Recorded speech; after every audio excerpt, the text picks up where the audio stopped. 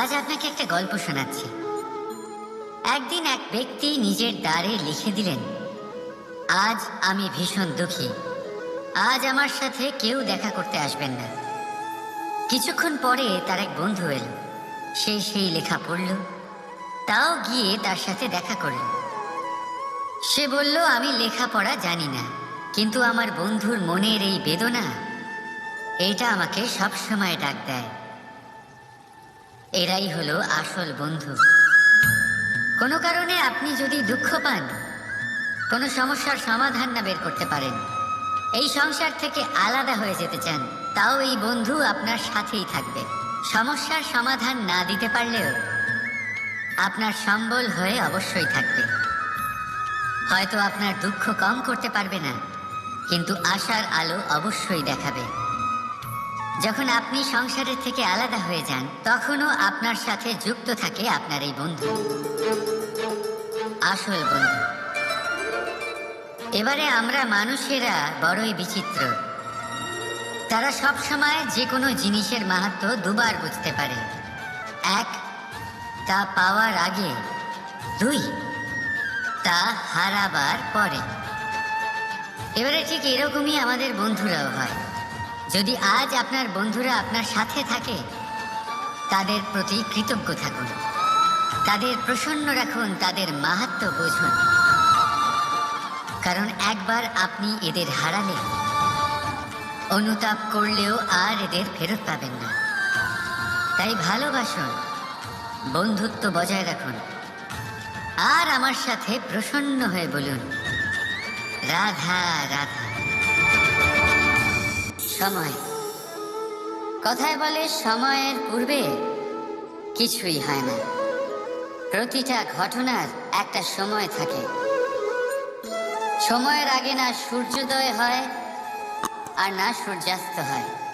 সময়ের পূর্বে গাছে না ফুল ফোটে না ফল ধরে। কিন্তু একটা কথা ভেবে দেখুন, যদি বর্ষা আসার আগে কৃষক ভূমিকে না প্রস্তুত করে, বীজ রোপণ না করে, তাহলে কি ফসল ফলবে? যদি কোনো যোদ্ধা যুদ্ধের পূর্বে নিজের অস্ত্রের ধার না দেয়, তাহলে সে যুদ্ধ কি করে লড়বে? এর মানে এটাই হলো যে সময় আপনার যখন আসার তখন অবশ্যই আসবে, কিন্তু ততক্ষণ এটাও গুরুত্বপূর্ণ যে আপনি নিজেকে তার জন্য তৈরি রাখুন। কারণ এই সুযোগ, এই কথাটা শুনতে যত ছোট, এটা আসেও ততটা কম সময়ের জন্য, তারপর চলেও যায়। এবার যদি সুযোগ আপনার হাতে আসে আর আপনি তার জন্য তৈরি না থাকেন, তাহলে আপনি সাফল্য কি করে পাবেন? তাই আপনি সঠিক সময়ের জন্য অপেক্ষা করুন, সেই সুযোগের জন্য অপেক্ষা করুন, কিন্তু ততক্ষণ নিজের চেষ্টার দ্বারা নিজেকে আরো সক্ষম করে তুলুন। কারণ সাফল্য আপনার জন্য অপেক্ষা করছে, শুধু আপনি তার জন্য তৈরি থাকুন। রাধা রাধা। এই লক্ষ্য আসলে কি?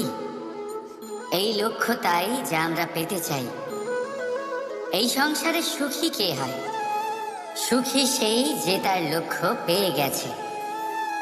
দুঃখী কে হয়? দুঃখী সেই যে তার লক্ষ্য এখনো পায়নি। এবারে প্রশ্ন এখন এটাই যে লক্ষ্য সবাই পেতে চায়, লক্ষ্য পাওয়ার জন্য সবাই প্রাণপণ চেষ্টাও করে, তাহলে সবাই তাদের লক্ষ্যে পৌঁছতে পারে না কেন? ঠিক আছে, কোথাও না কোথাও কিছু না কিছু কমতি থেকেই যায়, যাই বাধা থাক। আজকে আমি আপনাকে একটা উপায় বলবো এই লক্ষ্য পাওয়ার জন্য। একটা কাগজ নিন, তাতে একটা চিহ্ন বানান, সেটাই হবে আপনার লক্ষ্য। এবারে সেই লক্ষ্যে পৌঁছানোর একটা পথ বানান। এবারে এই যাত্রাকে ভিন্ন ভিন্ন ভাগে বিভাজন করে দিন। এবারে এটা হলো আপনার পরিকল্পনা। এবার এই পরিকল্পনা ক্রমানুসারে আপনি পালন করতে থাকুন, এটাই হবে আপনার চেষ্টা। এবার এইভাবে যদি আপনি চেষ্টা করতে থাকেন, যাই আপনার কল্পনা হোক না কেন, তা বাস্তব অবশ্যই হবে। তাহলে এই কল্পনাকে বাস্তবে রূপান্তরিত করুন। এইভাবেই নিজের পরিকল্পনা পালন করতে থাকুন। আপনার যাই কল্পনা থাকুক বা যাই লক্ষ্য থাকুক, তা বাস্তবে পরিণত হয়ে আপনার হাতে অবশ্যই আসবে। রাধা রাধা। ক্রোধ। লোকে বলে যে এই ক্রোধ পাপেরই মূল, কিন্তু সত্যি কি এই ক্রোধ পাপের মূল? একটু ভেবে দেখুন, এই ক্রোধ বাস্তবে আসলে কি? এই ক্রোধ একটা অনুভূতি যা আপনার মধ্যে হঠাৎই অসীমিত তেজ সঞ্চালন করে।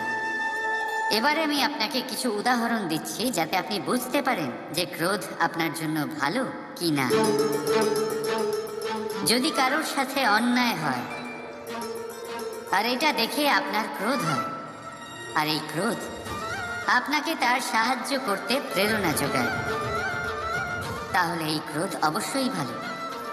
যদি কোথাও আপনি দেখেন যে কোনো নারীর উপরে অত্যাচার হচ্ছে আর সেটা দেখে আপনার ক্রোধ হয়, আর এই ক্রোধ আপনাকে তার সাহায্য করতে সাহস যোগায়, তাহলে এই ক্রোধ অবশ্যই ভালো। যদি এই সংসারে কোথাও আপনি কোনো অনৈতিক কাজ বা ছলনা দেখেন আর আপনার তাতে ক্রোধ না হয়, কিছুই অনুভব করেন না, তাহলে এটা কাপুরুষতা। তার মানে এটাই যে আপনি আপনার মনুষ্যত্ব হারিয়ে ফেলেছেন। তাই এটা বোঝার চেষ্টা করুন, আপনার ক্রোধের তেজের ব্যবহারের উপরে নির্ভরশীল হলো এই ক্রোধ আপনার জন্য পাপের সমান, নাকি এই ক্রোধ আপনার জন্য পুণ্যের স্থাপক। রাধা রাধা।